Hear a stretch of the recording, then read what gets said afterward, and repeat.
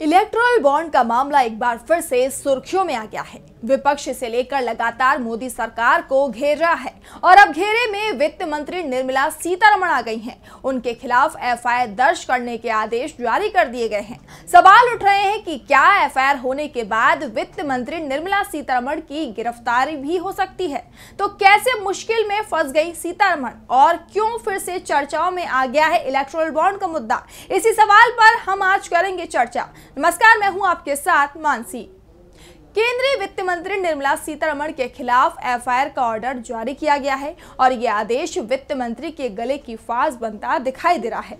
बेंगलुरु के special court के आदेश से कर्नाटक से लेकर दिल्ली तक हलचल मच गई है।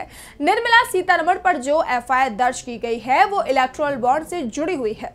वित्त मंत्री पर इलेक्टोरल बॉन्ड के जरिए जबरन वसूली का आरोप लगाया गया है। इस खबर के सामने आने के बाद कर्नाटक के मुख्यमंत्री सिद्धारमैया ने केंद्रीय वित्त मंत्री के इस्तीफे की मांग की है। सिद्धारमैया ने कहा, सीतारमण और कर्नाटक के पूर्व मुख्यमंत्री एच.डी. कुमारस्वामी जो भ्रष्टाचार की जांच का सामना कर रहे हैं, ऐसे वरिष्ठ नेताओं को इस्तीफा देने के लिए क्यों नहीं कहा जा रहा है? कर्नाटक बीजेपी के नेता सीतारमण के इस्तीफे के लिए कब प्रदर्शन और मार्च करेंगे? अगर निष्पक्ष जांच होती है तो पीएम मोदी और कुमारस्वामी को भी इस्तीफा देना चाहिए। अगर बीजेपी के लोग मुझसे इस्तीफा मांग रहे हैं तो मुझे उम्मीद है कि पहले वो वित्त मंत्री से इस्तीफा देने की उम्मीद करेंगे, क्योंकि बीजेपी के लिए जो नियम मेरे लिए हैं वो एफआईआर का सामना कर रही सीतारमण और दूसरे बीजेपी नेताओं पर भी यही लागू होने चाहिए। सिद्धारमैया ने सवाल उठाए तो बीजेपी ने वित्त मंत्री का बचाव किया। पार्टी ने तर्क दिया कि आरोप राजनीति से प्रेरित है और चुनावी बॉन्ड का मुद्दा एक नीतिगत मामला है, न कि आपराधिक। दरअसल इस समय बीजेपी की तरफ से मूडा मामले में कर्नाटक के मुख्यमंत्री सिद्धारमैया को घेरने की कोशिश हो रही थी, लेकिन अब अदालत के आदेश के बाद बीजेपी खुद ही बैकफुट पर आ गई है। तो बैकफुट पर दिखाई दे रहे सिद्धारमैया अब फ्रंट फुट पर खेलते दिखाई दे रहे हैं। दरअसल बेंगलुरु की स्पेशल कोर्ट में जनाधिकार संघर्ष परिषद यानी कि जेएसपी ने एक याचिका दायर की थी। इस याचिका में वित्त मंत्री पर आरोप लगाते हुए कहा गया है कि चुनावी बॉन्ड के जरिए देश की वित्त मंत्री ने जबरन पैसे की वसूली की गई है। हालांकि अभी इस मामले की सुनवाई को 10 अक्टूबर तक के लिए स्थगित किया गया है, लेकिन ये मामला कुछ राज्यों के विधानसभा चुनाव से पहले देश की केंद्रीय मंत्री के खिलाफ मुद्दा बन सकता है, क्योंकि कोर्ट की तरफ से एफआईआर दर्ज करने के आदेश दिए गए हैं। जेएसपी के सह अध्यक्ष आदर्श अय्यर ने याचिका में कहा कि वित्त मंत्री ने चुनावी बॉन्ड के माध्यम से डरा धमका कर जबरन वसूली की है और इसी के चलते कोर्ट ने बेंगलुरु के तिलक नगर पुलिस स्टेशन को वित्त मंत्री के खिलाफ एफआईआर दर्ज करने के आदेश दिए हैं। याचिकाकर्ता ने बीजेपी के राष्ट्रीय अध्यक्ष जेपी नड्डा, बीजेपी के तत्कालीन कर्नाटक अध्यक्ष नलिन कुमार कटिल, बी.वाई. विजेंद्र के खिलाफ शिकायत की थी। इसके साथ ही उन्होंने ईडी अधिकारियों के खिलाफ भी आरोप लगाए थे। दावा किया गया कि कॉरपोरेट संस्थाओं को हजारों करोड़ों रुपए के चुनावी बॉन्ड खरीदने के लिए मजबूर किया गया। इसके लिए ईडी के जरिए दबाव बनाया गया, छापेमारी कराई गई। ईडी की छापेमारी से बचने के लिए कई संस्थाओं से बीजेपी को चंदा दिया गया। शिकायत में कहा गया कि अप्रैल 2019 से अगस्त 2022 तक व्यवसायी अनिल अग्रवाल की फर्म से लगभग 230 करोड़ रुपए और अरबिंदो फार्मेसी से 49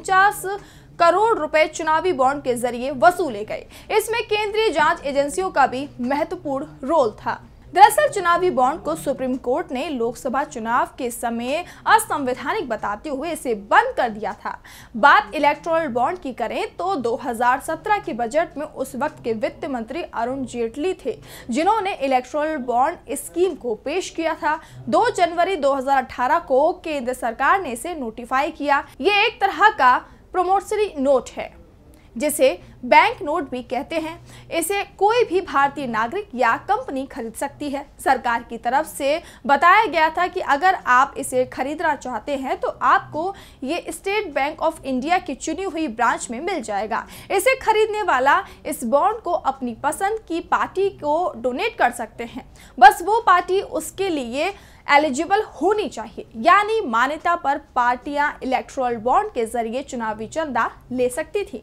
अरुण जेटली ने इसे पेश करते वक्त दावा किया था कि इससे राजनीतिक पार्टियों को मिलने वाली फंडिंग और चुनाव व्यवस्था में पारदर्शिता आएगी, ब्लैक मनी पर अंकुश लगेगा। दूसरी ओर इसका विरोध करने वालों का कहना है कि इलेक्टोरल बॉन्ड खरीदने वाले की पहचान जाहिर नहीं की जाती है, इससे ये चुनावों में काले धन के इस्तेमाल का जरिया बन सकते हैं। आरोप ये भी लगाए गए थे कि इस स्कीम को बड़े कॉरपोरेट घरानों को ध्यान में रखकर लाया गया है। इससे ये घराने बिना पहचान उजागर हुए जितनी मर्जी उतना चंदा राजनीतिक पार्टियों को दे सकते हैं। इस कारण से इस योजना के लागू होने से पहले ही इसे चुनौती भी दे दी गई। 2017 में ही ये मामला सुप्रीम कोर्ट पहुंच गया, लेकिन सुनवाई 2019 में शुरू हुई।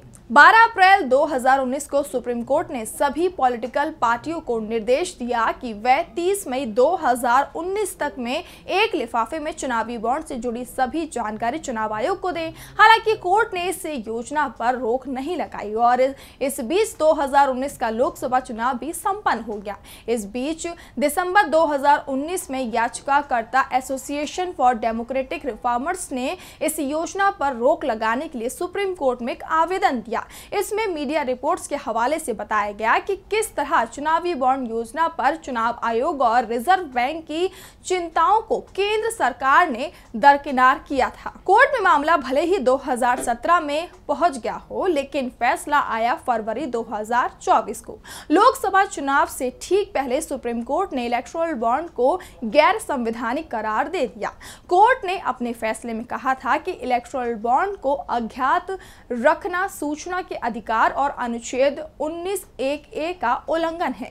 सीजेआई डीवाई चंद्रचूड़ ने कहा कि राजनीतिक पार्टियों को आर्थिक मदद से उसके बदले में कुछ और प्रबंध करने की व्यवस्था को बढ़ावा मिल सकता है। उन्होंने कहा कि काले धन पर काबू पाने का एकमात्र तरीका इलेक्टोरल बॉन्ड नहीं हो सकता है, इसके और भी कई विकल्प है। इसके बाद सुप्रीम कोर्ट में फिर याचिका दायर की गई थी, जिसमें इस योजना की जांच एसआईटी से कराने की मांग की गई थी, लेकिन कोर्ट ने याचिका को खारिज कर दिया था। लेकिन अब कर्नाटक में वित्त मंत्री निर्मला सीतारमण पर एफआईआर दर्ज करने के आदेश कोर्ट ने दिए हैं। उसके बाद माना जा रहा था कि जिस मामले को सरकार बंद समझ रही थी और मान रही थी कि अब इलेक्टोरल बॉन्ड का जो मामला उसकी परेशानी बढ़ा रहा था वो समाप्त हो गया है, वो एक बार फिर नए सिरे से उसके सामने आ गया है। दावा तो यहाँ तक किया जा रहा है कि जांच का दायरा आगे और भी ज्यादा अगर बढ़ता है तो फिर ये पीएम मोदी और बीजेपी अध्यक्ष जेपी नड्डा भी इससे मुश्किल में फंस सकते हैं। इसके साथ ही बीजेपी के पूर्व अध्यक्ष और इस समय मोदी सरकार में गृह मंत्री अमित शाह की भी मुश्किलें बढ़ सकती हैं, क्योंकि इलेक्टोरल बॉन्ड जारी होने से लेकर 2019 तक वो ही बीजेपी के राष्ट्रीय अध्यक्ष थे। फिलहाल नजरें अभी बेंगलुरु की विशेष अदालत पर टिकी हुई हैं, क्योंकि उसने इस मामले में आगे की सुनवाई के लिए 10 अक्टूबर की तारीख तय की है।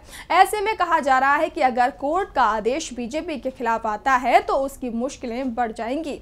वैसे भी वित्त मंत्री की गिरफ्तारी के आदेश को विपक्षी दल हरियाणा और जम्मू कश्मीर विधानसभा चुनावों में भुनाने की पूरी कोशिश करेंगे। तो कैसी लगी आपको हमारी ये रिपोर्ट और आपका क्या कहना है इस मामले में, हमें कमेंट बॉक्स में जरूर बताएं।